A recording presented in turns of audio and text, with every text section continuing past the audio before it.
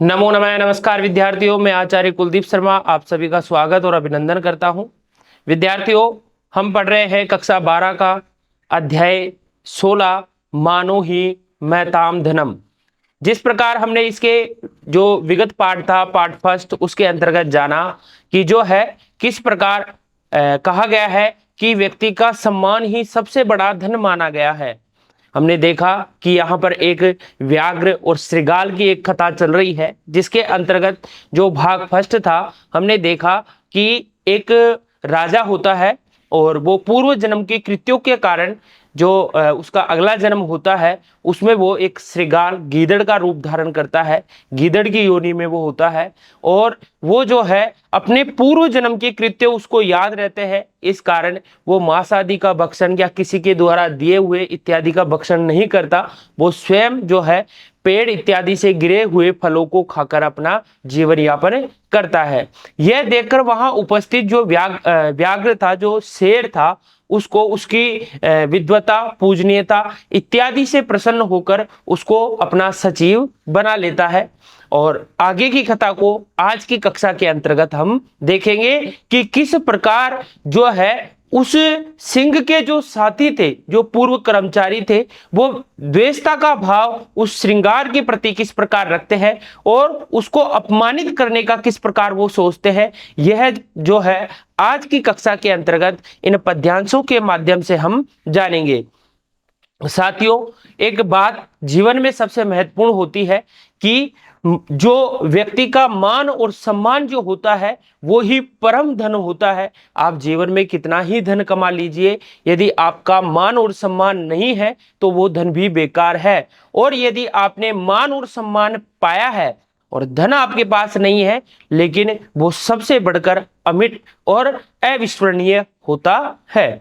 आज की कक्षा के अंतर्गत इसी के विषय में मानो ही महताम धनम जो अध्याय 16 है संस्कृत का, उसी को आगे हम देखेंगे। कहा गया है, नेक्स्ट जो हमारा श्लोक है वो यहां आता है कि कहा गया तम तथा सुकृतम दृष्ट्वा पूज्यमानम स्वकर्मसु प्राद्विषण कृत संगाता पूर्वभृत्या मुहुर्मुहु।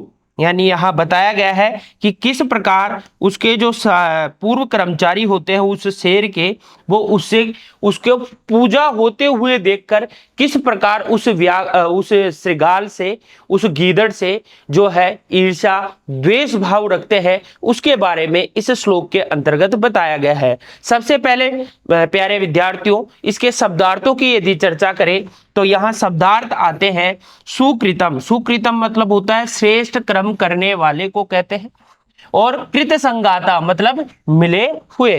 यदि इसका कहा गया कि इस पद्य में व्याघ्रस्य पूर्व सेवका, व्याघ्र के जो शेर था उसके जो पूर्व कर्मचारी थे, जो सेवक थे, श्रृंगालम प्रति कथम द्वेषम, श्रृंगाल के प्रति कैसे द्वेष करते हैं, कृतवंतः करते हैं, इति अत्र बोधाम है, यह हमें यहां पता चलता है।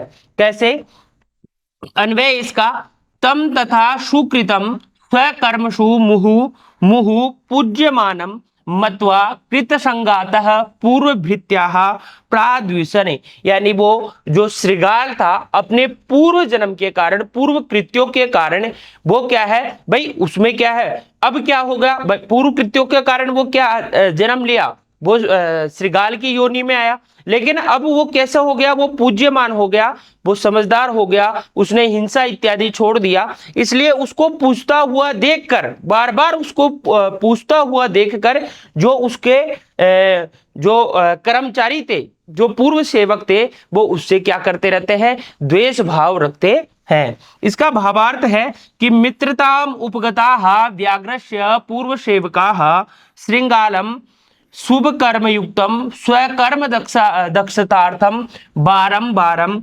बंधमानम दृष्टवा द्वेषम अकुर्वन। यानी उसके जो पूर्व सेवक है उससे क्या करते हैं, द्वेष भाव रखते हैं। अर्थ बताया यहाँ कि व्याघ्र ने श्रृंगाल को मंत्री बना लिया, ठीक है, यह अपने कर्मों से पूजे जाने लगा, वो अपने कर्म से, क्योंकि वो कैसा था, अच्छा था, ईमानदार व्यक्तित्व वाला था, ठीक है। व्याघ्र के पुराने मंत्रीगण मिलकर बार बार उस गीदड़ की पूजा होते हुए देखकर उससे क्या करने लगे, द्वेष करने लग गए। ये इसका अर्थ है कि क्योंकि आपने देखा होगा जब ईर्ष्या का भाव लोगों में इतना होता है कि यदि वो अपने से अधिक किसी दूसरे को पूजनीय होते देखते हैं तो वो उससे द्वेष भाव रखते हैं। ठीक है, आपने देखा होगा समाज में जो है कई ऐसी जगहें होती है जहां ऐसी जरूर आपको एक ना एक उदाहरण आपको जरूर देखने को मिलेंगे। इसके यदि हम व्याकरण बिंदु देखें तो कहते हैं कृत संगातः, कृतः संगातः ययिते। ठीक है, ये यहाँ पर बहुव्रीहि समास का कार्य हुआ है। मुहु मुहु, मुहु मुहु ध्यान रखना, इसका अर्थ होता है पुनः पुनः, बार बार। ठीक है, ये क्या है, एक अव्यय माना गया है। और अव्यय किसे कहते हैं, जो सभी विभक्ति, सभी वचनों और सभी जो है पुरुषों में एक समान चले वो अव्यय होते हैं। मतलब जो अविकारी जो शब्द होते हैं वो क्या होते हैं, अव्यय होते हैं। सुकृतम, सुकृतम कर्म यस्य त सुकृतम, यहां पर भी आपका कौन सा समास हुआ है, बहुव्रीहि समास का कार्य हुआ है। नेक्स्ट है पूज्यमानम, ध्यान रखना पुज शब्द होता है, मूल धातु जो होती है पुज धातु होती है। यदि इसको कर्म वाच्य में यदि हम बनाएंगे, सानच प्रत्यय करेंगे इसमें, तो पूज्यमानः बनेगा और द्वितीय विभक्ति का जो है एक वचन जो है वो क्या बनेगा, पूज्य मानम यहां बनेगा। पूज धातु से कर्म वाच्य में कौन सा प्रत्यय लगा है, सानच प्रत्यय का यहां कार्य हुआ है। प्राद्विसन शब्द आया है, ध्यान रखना, प्रादिवसन, प्र उपसर्ग है और द्विष धातु से यहाँ यह शब्द बना है, जिसमें यदि हम देखें कि यह लंग लकार का प्र उपसर्ग पूर्वक द्विष धातु लंग लकार प्रथम पुरुष बहुवचन का यह रूप है। ठीक है, नेक्स्ट इसके बाद आता है नेक्स्ट 7वें नंबर का आपका श्लोक आता है। और 7वें नंबर के श्लोक में कहा गया है, इसका सबसे पहले हम वाचन करते हैं। कहा गया है अन्यथा यूषिता पूर्वम परद्रव्याभिहारिणः असक्ता किंचिद किंचिद ददातुम आदातुम द्रव्यम गोमायुयंत्रिताः। ठीक है, सबसे पहले इसके शब्दार्थों को यदि हम देखें तो कहते हैं परद्रव्याभिहारिणः, यानी दूसरे के धन को चुराने वाले, अन्यथा उचित और ढंग से रहने वाले। इस श्लोक के अंतर्गत बताया गया है, कहते हैं अन्यथा यूषिता पूर्वम परद्रव्याभिहारिणः असक्ता किंचित अदातुम द्रव्यम गोमायु यंत्रिताः, यानी जो उसके जो पूर्व कर्मचारी जो थे सिंह के, वो कैसे थे, एकदम भ्रष्ट थे। वो क्या करते थे, जो राज्य का जो धन होता है उसका हरण करते थे, उसकी चोरी इत्यादि करते थे। इसके बारे में यहाँ इस श्लोक के अंतर्गत बताया गया है। कहते हैं भवन्तः जानन्ति एव यत् भ्रष्ट मंत्रिणः शासने कर्मचारिणः राज्य धनम हर्तारः भवति। आप सब जानते हैं कि भ्रष्ट मंत्रियों का जब शासन में जो है कर्मचारी जो होते हैं वो राज्य के धन का हर्तारः भवति, उसको हरण करते हैं। अन्वय है इसका पूर्वम अन्यथा ही उषिता प्रद्रव्याभिहारिणः गोमायु यंत्रिता किंचित द्रव्यम आदातुम असक्ताः, यानी समर्थ असक्त मतलब जो समर्थ नहीं है। इसका भावार्थ है कि व्याघ्र से पूर्व कर्मचारिणी है, यानी उस जो व्याघ्र था, जो शेर था, उसके जो पूर्व कर्मचारी थे, पूर्व है पूर्व भ्रष्टतया जीवन यापन कुर्वन्ति, इसमें पहले वो क्या करते थे, भ्रष्ट रूप से अपना जीवन यापन करते थे। और ध्यान रखना, कोई भी भ्रष्ट व्यक्ति होता है, भ्रष्टाचारी कोई होता है, तो उसको जीवन यापन भ्रष्टाचार में ही उसको करने में मजा आता है। यदि वो भ्रष्टाचार नहीं करे तो उसको मजा नहीं आता, तो वो भ्रष्ट रूप से अपना जीवन यापन करते थे। अन्यसाम द्रव्याणि हरन्ति, दूसरों का द्रव्य मतलब धन को हरण करते थे, उसको हरते थे, चुराते थे। परम इदानी श्रृंगालस्य अनुशासनात्, परंतु अब जो है इदानीम अब जो है श्रृंगालस्य अनुशासनात्, श्रृंगार के अनुशासन के कारण ते तथा कर्तुम असमर्था, वह करने में क्या थे, असमर्थ थे, मतलब वो उसको करने में समर्थ नहीं थे, वो उसका भ्रष्टाचार वहां नहीं कर सकते थे, क्योंकि श्रृंगाल ने ऐसा अपना एक अनुशासन बना रखा था जिसके कारण वो क्या नहीं कर सकते थे, कुछ भी चुरा नहीं सकते थे। ए भवन ते किंचित अभी चोर्यतुम अशक्ता जाता, वह कुछ भी, किंचित अभी कोई भी अल्प मात्र भी जो है चोरी के लिए असक्ता जाता है, समर्थ नहीं थे। अतः ते श्रृंगालाय अद्वेषण, वह क्या करने लगे, श्रृंगाल से द्वेष भाव रखने लगे। अब आप देखना, कोई भी भ्रष्ट जहां कर्मचारी होते हैं और कोई ईमानदार कर्मचारी यहां यदि वहां आ जाता है, तो वो उस जो सारे भ्रष्ट कर्मचारी होते हैं वो उस ईमानदार से ईर्ष्या का भाव, द्वेष का भाव रखने लग जाते हैं, क्योंकि उनको भ्रष्टाचार, चोरी इत्यादि वो करने नहीं देता, इस वजह से वो उसके प्रति द्वेष का भाव रखने लग जाते हैं। ते सर्वे मिलित्वा तम दूरी कर तुम उपायान चिंतितवंतः, वह सभी जो है, वो जितने भी उसके पूर्व कर्मचारी थे, वह सब मिलकर उसको वहां से हटाने का उपाय सोचने लग जाते हैं।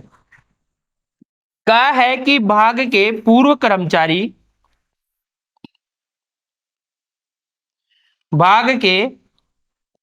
के पूर्व कर्मचारी पहले भ्रष्ट ढंग से मनमानी चोरियां करते थे, पर श्रृंगाल के अनुशासन के कारण उसकी उनकी बेईमानी बंद हो गई और अब वह कुछ भी द्रव्य चुराने में असमर्थ जो है हो गए। मतलब उसका अनुशासन ही इतना कठोर था, क्योंकि श्रृंगाल कैसा था, ईमानदार था, उसको पता है कि उसने पूर्व कृत्यों के कारण तो इस योनि में उसने प्रवेश किया, क्योंकि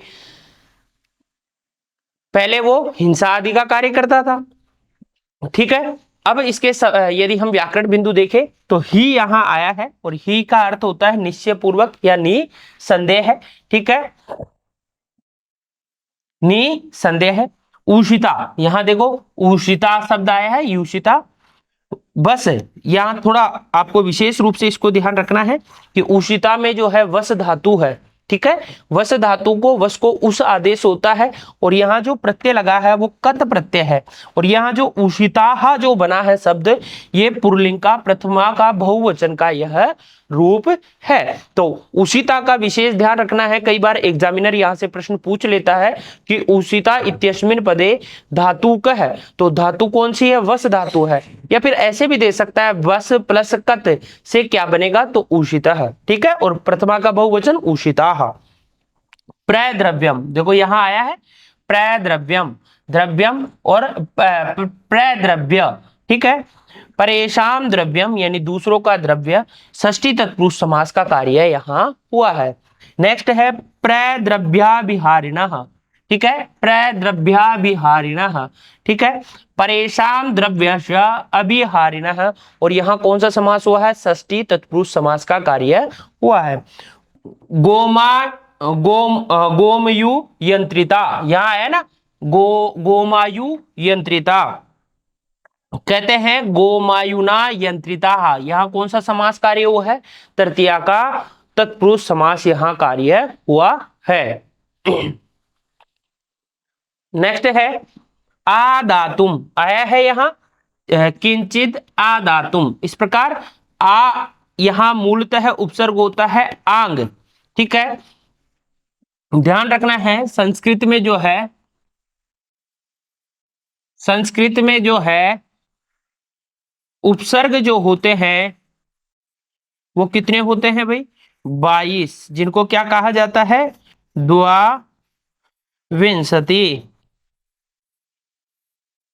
ठीक है, संस्कृत में कितने उपसर्ग होते हैं, उपसर्गों की संख्या संस्कृत में होती है 22, जिनको कहा जाता है द्वाविंशति। 22 कह दो या द्वाविंशति का मतलब 22 ही होता है। मूलतः है आंग उपसर्ग है, आंग उपसर्ग में बसता है आ। ठीक है, दा धातु है, और यहां तुमुन प्रत्यय से क्या बना है, आ धातुम, और तुमुन प्रत्यांत जो भी शब्द होता है, ध्यान रखना वो कौन से लिंग में होता है, नपुंसक लिंग का। तो आ धातुम कौन से लिंग का रूप है, आपसे पूछ ले तो नपुंसक लिंग का। असक्ताः, ठीक है, न सक्ताः इति असक्ताः, नए तत्पुरुष समास का यह कार्य हुआ है।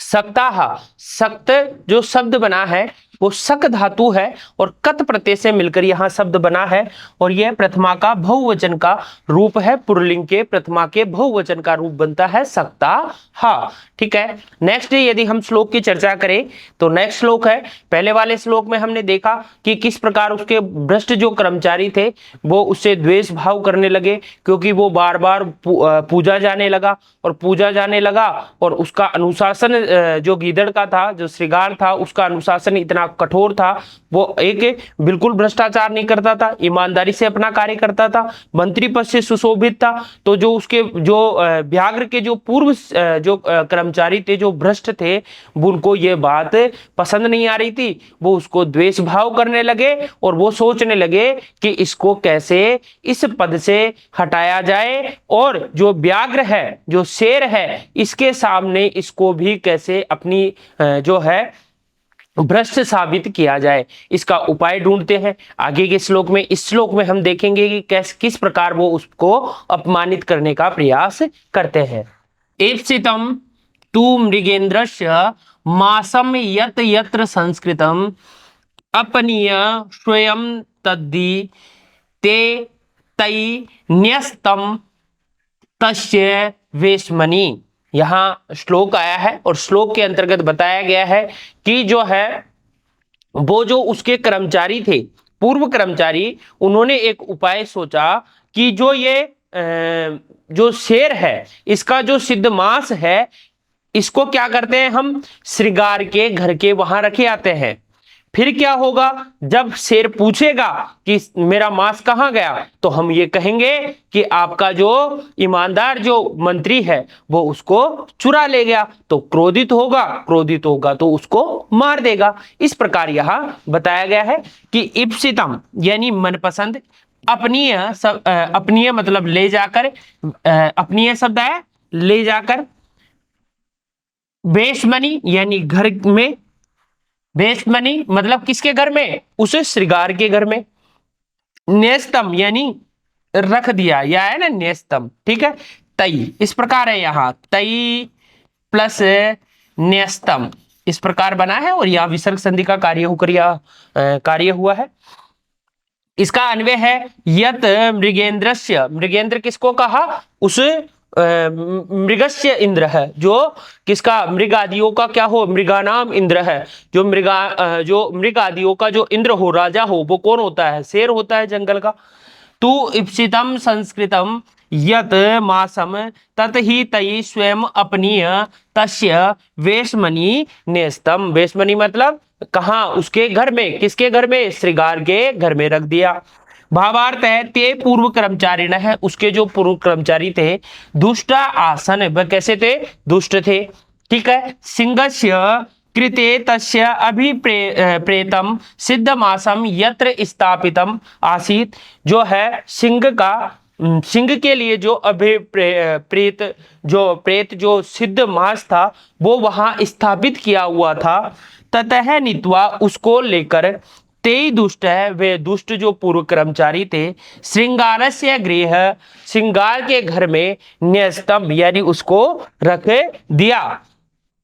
तेषाम अभिप्राय, उसका अभिप्राय था, यत की उनका क्या है, क्या अभिप्राय था, क्या उनका अर्थ था, क्यों ऐसा उन्होंने किया, उन्हें पूर्व कर्मचारी जो दुष्ट थे उन्होंने ऐसा क्यों किया, तो उन्होंने यह सोचा, यत की सिंह है क्रुद्ध है भूत्वा, सिंह जो है क्रोधित हो करके, देखो भू धातु से ये जो भूत्वा पद है, ये भू धातु में यदि कत्वा प्रत्यय लगाएंगे तो इसका अर्थ होता है करके, है ना, क्रुद्ध हो करके, श्रृंगालम चोरम मतवा, श्रृंगाल को चोर मानकर, ठीक है, कत्वा प्रत्यय यहां आया है, और तम मारिष्यति, उसको क्या कर देगा, मार देगा, ऐसा वो सोच करे, जो शेर का जो मांस था उसको कहां रखे आए, वो श्रृंगार उस गीदड़ के घर पर रखे आए। ठीक है, अर्थ है इसका कि वह पूर्व कर्मचारी दुष्ट थे, उन्होंने शेर के प्रिय आहार सिद्ध मांस को चुरा कर गीदड़ के घर में रख दिया, जिससे गीदड़ चोर समझा जाए। आज भी प्राय इस तरह के दुष्ट कार्य प्रतिदिन किए जाते हैं। यानी आपने देखा होगा यत्र तत्र कहीं पर भी आपने देखा होगा कि ऐसे जो दुष्ट व्यक्ति होते हैं, जो दुराचारी जो व्यक्ति होते हैं, उनका आचरण गलत होता है। ऐसे व्यक्ति जो भ्रष्टाचार में संलिप्त होते हैं, वो यदि कोई ईमानदार व्यक्तित्व वाला व्यक्ति होता है, उसको किसी ना किसी रूप से अपमानित करने का सदैव प्रयास करते रहते हैं। यदि उस ईमानदार की कहीं ना कहीं बड़ाई और सम्मान यदि उनको मिलता है उस ईमानदार व्यक्तित्व को, तो वैसे जो समाज में व्याप्त जो भ्रष्टाचारी व्यक्ति है वो उनको सहन नहीं हो पाता और वो उसको अपमानित करने का प्रयास करते हैं। वो चाहते हैं कि इसका सम्मान क्यों हो रहा है, इसलिए वो उसको अपमानित करने का प्रयास, आपको ऐसे प्रतिदिन हजारों उदाहरण देखने को मिलेंगे। यहां पर भी सेम ऐसा ही हो रहा है। इसके व्याकरण बिंदुओं को देखें तो इप्सितम, देखो इप्सितम न जो है, इप्सित मतलब जो अच्छा लगे, अनिप्सित जो अच्छा नहीं हो। इप्सितम में आप उपसर्ग है, सन धातु है और कत प्रत्यय से मिलकर यहां शब्द नपुंसक लिंग प्रथमा का एक वचन यह बना है इप्सितम। ठीक है। मृगेंद्रस्य, मृगानाम पशुनाम इंद्र है, यानी मृग आदि पशुओं का जो इंद्र है, राजा है, वह क्या कहलाता है? मृगेंद्र। षष्ठी तत्पुरुष का समास का कार्य हुआ है। तद्दी, यहां देखो आपने देखा होगा तदधि आया ना, तय, देखो यहां तय को द हुआ है, है को ध हुआ है। यहां व्यंजन संधि है, कौन सी है? व्यंजन संधि का यहां कार्य हुआ है। व्यंजन में भी यहां जो पहला जो हुआ है, तय को द जो हुआ है पहले पद में, यहां पर कौन सी संधि हुई है? व्यंजन के भी अलग अलग पार्ट्स है, तो यहां तो जसत्व संधि हुई है। और ये दूसरे में है को ध जो होता है वो आपका पूर्व सवर्ण संधि का कार्य हुआ है। कौन सी संधि का? पूर्व सवर्ण संधि का यहां कार्य हुआ है। यानी आपके पहले वाले पद में जसत्व और दूसरे वाले में पूर्व सवर्ण, और इसको हम कौन सी संधि के अंतर्गत लेंगे? व्यंजन संधि का कार्य। तय तय न्यस्तम, ठीक है, तई प्लस न्यस्तम, इस प्रकार यहां शब्द है। और यहां आपको कौन सी संधि दिखने को मिल रही है? विसर्ग संधि का यहां कार्य हुआ है। इस प्रकार आगे देखें इन्हीं शब्द व्याकरण बिंदुओं को, तो यहाँ न्यस्तम शब्द आया है। नी यहाँ उपसर्ग है, नी क्या है? उपसर्ग है। अस यहाँ क्या है? धातु है। और कत यहाँ क्या है? प्रत्यय है, जिससे नपुंसक लिंग का प्रथमा का एक वचन का रूप बनता है न्यस्तम। अपनीय शब्द है, अप यहाँ उपसर्ग है, नी धातु है और लय प्रत्यय है, जिससे अपनीय बना है। और कत्वा के स्थान पर लयप होता है। यदि कत्वा होता, ये उपसर्ग नहीं होता अप, और नी होता तो फिर नित्वा बनता, कत्वा प्रत्यय लगकर। यहाँ जो नित्वा बना है इसमें कैसे बना है? नी धातु है और कत्वा प्रत्यय से ये बना है। और यदि नी से पहले उपसर्ग हो तो कत्वा के स्थान पर लयप हो जाता है। वेशमणि, वेशमन शब्द है जिसका सप्तमी का एक वचन क्या बना है? वेशमणि आपका रूप बना है। नेक्स्ट देखते हैं, नेक्स्ट श्लोक है मृगराजेन त्याज्ञप्तम दृश्यताम चोर इत्युत कृत केश्चापि तन्मासम मृगेन्द्राय उपवर्णितम। इस प्रकार यहाँ श्लोक है। और इसके सबसे पहले शब्दार्थों की यदि चर्चा करें तो कृतकई, ठीक है, कृतकई च अपि, इस प्रकार है। यहाँ ये शब्द है कृतकई च प्लस अपि, ठीक है। यहां इस प्रकार ये तीन से मिलकर बना है। दूषित कार्य करने वाले के द्वारा, और उपवर्णितम, देखो यहां है ना, यदि हम करें मृगेन्द्राय प्लस उपवर्णितम, तो यह उपवर्णितम जो शब्द है वर्णित है, ठीक है, कहा गया। इसका अन्वय है दृश्यताम उत चोरः इति मृगराजेन अज्ञप्तम कृतिकै च अपि मृगेन्द्राय ततमासम उपवर्णितम। कहा गया इसका भावार्थ है कि सिंह आदिश्यति, सिंह आदेश देता है, ठीक है। कि चोरम पश्यत, चोर को देखो, ढूंढो उस चोर को कि मेरा मांस किसने चुराया। उसको तो पता नहीं, क्योंकि उन्होंने, उन जो दुष्ट कर्मचारी थे, उन्होंने उसके मांस को कहाँ रख दिया, गीदड़ के घर में जाकर। ठीक है, तो शेर आदेश दे रहा है कि उसको ढूंढो, उसको देखो को किसने मेरा मांस चुराया। ते धूर्ता सिंगाय मास विषय निवेदयन, और जो वो दुष्ट कर्मचारी हैं, जो धूर्त हैं, वो उस मास के विषय में उसको, किसको, उस शेर को बताते हैं, पूरा विषय बताते हैं। सिंगाय मास विषयम, यानी सिंह को मास के विषय में क्या बताते हैं कि साहब तुम्हारा जो विद्वान जो मंत्री है वही चुरा कर लेकर गया है, ऐसा उसको बताते हैं। किम निवेदवंतः इति अग्रिमे पद्य दत्तम, क्या उन्होंने बताया, यह हम अगले पद्य में जानेंगे। अर्थ है, शेर ने आज्ञा दी कि चोर का पता लगाओ।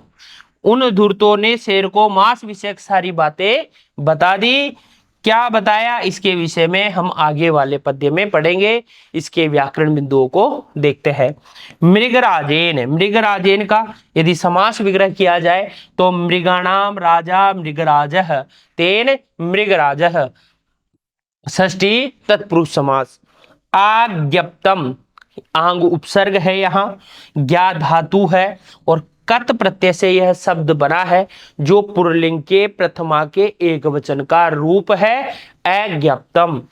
दृश्यताम, दृश्य धातु से यहाँ क्रम वाच्य में यक लगता है, और यह जो दृश्यताम जो रूप बना है, यह लोट लकार के प्रथम पुरुष के एक वचन का रूप है। उपवर्णितम, ध्यान रखना, उप उपसर्ग है, यहाँ वर्ण धातु है, और कत प्रत्यय से निर्मित यह शब्द उपवर्णितम, यह पुल्लिंग के प्रथमा के एक वचन का रूप है। नेक्स्ट आया है अपनीतम, सॉरी यहां तक है। अब नेक्स्ट श्लोक हम देखें। नेक्स्ट श्लोक है 10वें नंबर का, और आज के लिए अंतिम यह श्लोक है। कहा गया है इसमें कि सचिवेनापनीतम ते विदुषा प्राज्ञमानिना सरोजः, सरोजः सरोसः, सॉरी सरोसः, क्या शब्द है, सरोसः तू अथ, इसके टुकड़े कर दिए मैंने, सरोस है तू अथ शार्दुल है श्रुत्वा गोमायु चापलम। क्या है यहां कहा गया है, इसके सबसे पहले शब्दार्थों को यदि देखें, अपनीतम, यह है ना, सचिवेन अपनीतम, चुराया गया, किसने चुराया, सचिव ने। प्राज्ञ मानिना, आया शब्द प्राज्ञ मानिना, यानी बुद्धिमान के द्वारा। प्राज्ञ मतलब होता है बुद्धि, और मानिना बुद्धिमान के द्वारा। सरोसह, सरोसह शब्द आया है क्रोध से भरे हुए बाघ ने, है ना, रोष से भरे हुए बाघ ने। कहा गया है कि पीछे कहा है ना कि वो उसको मांस विषयक सारी कहानी बताते हैं, तो यहां कहा गया है कि जो उसके मंत्रीगण थे वो ये कहते हैं कि तुम्हारा जो ईमानदार, तुम्हारा विद्वान, सम्मानित, बुद्धिमान जो श्रृंगार है, उसी ने तुम्हारे जो मांस है उसको उसको चुराया है। यह सुनकर क्या होता है, जो शेर है, जो व्याघ्र है, वो सरोष है, क्रोध से आग बबूला हो जाता है। क्योंकि साथियों होता भी है, जब हम किसी पर बड़ा विश्वास करते हैं और वो कुछ गलत करता है तो हमें भी क्रोध आता है, क्योंकि यह उसको बड़ा विद्वान, समझदार और बुद्धिमान मानता था, तो क्रोध इसका वाजिब था। लेकिन इस शेर को यह नहीं पता था कि दुष्ट तो इसके कर्मचारी हैं, भ्रष्ट तो इसके कर्मचारी हैं, और ये पूरा जाल जो फैलाया है इसके कर्मचारियों ने फैलाया है। क्या कहा है यहाँ अन्वय यदि इसका देखें, अथ ते विदुषा प्राज्ञमानिना सचिवेन अपनीतम गोमायुचापलम तु श्रुत्वा शार्दूलः सरोषः अभवत्। इसका भावार्थ है कि ते दुष्टाः, वह दुष्ट व्याघ्रम अवदन, उन दुष्टों ने व्याघ्र को कहा, तन मानसम, तुम्हारा जो मांस है, यत विदुषा, त्व विदुषा, तुम्हारा विद्वान, बुद्धिमता बुद्धिमान, सचिवेन सचिव के द्वारा, श्रृंगालेन अपहृत, जो तुम्हारा विद्वान बुद्धिमान सचिव जो है श्रृंगार, उसके द्वारा उसकी चोरी की गई है। सह श्रृंगाल है वस्तुतः चोर है, जो वो श्रृंगार है वास्तव में वो क्या है, चोर है। यम, जिसे तुम विद्वान बुद्धिमान इव मन्य से, जिसको तुम विद्वान बुद्धिमान मानते हो। व्याघ्र है एतत् श्रुत्वा, व्याघ्र ऐसा सुनकर कुपित है अभवत, कुपित हो जाता है। क्या का अर्थ है, दुष्टों ने व्याघ्र को कहा कि तुम्हारा भोजन तुम्हारे विद्वान और बुद्धिमान मंत्री द्वारा चुराया गया है। श्रृंगार की इस दुष्टता को सहन न करते हुए व्याघ्र कुपित हो गया। क्या हो गया, बड़ा क्रोधित हो गया। इसके व्याकरण बिंदु है सचिवेन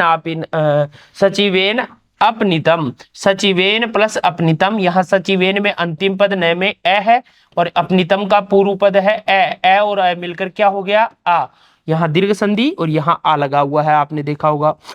अपनितम आप उपसर्ग है नी धातु और कथ प्रत्यय से, यदि नपुंसकलिंग प्रथमा का एक वचन जो बनता है वो क्या बनता है, अपनितम। विदुषा, विद्वत शब्द में यदि तृतीया का एक वचन हम देखेंगे तो क्या बनेगा, विदुषा रूप बनता है। ठीक है, तो यहां तक का हमने आज की कक्षा के अंतर्गत देखा।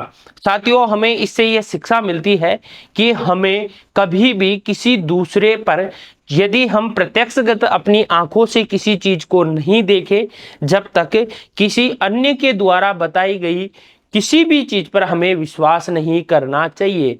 हमारा कोई भी प्रियजन हो, यदि हम उससे बड़ा स्नेह प्रेम और विश्वास और सम्मान करते हैं और यदि कोई तीसरा व्यक्ति उसके विषय में तथकथित कुछ भी कहता है तो एकदम से आपको उस पर विश्वास नहीं करना चाहिए, क्योंकि वो गलत भी कह सकता है। इसलिए अपनी आंखों देखा और कानों सुना पर ही विश्वास करें। हमें यह बहुत बड़ी शिक्षा मिलती है। इसके शेष जो श्लोक है, आगे के जो श्लोक है, वो आगे की हम कक्षा में देखेंगे और मुझे पूर्ण विश्वास है और पूर्ण आशा भी है कि आपको यहाँ तक जो पढ़ाया मैंने वो जरूर समझ में आया होगा। ठीक है, तो आज के लिए प्यारे विद्यार्थियों इतना ही। बाकी हम इसी के आगे के जो श्लोक है वो अगली कक्षा के अंतर्गत जानेंगे। बहुत बहुत धन्यवाद। जय तु संस्कृतम, जय तु भारतम।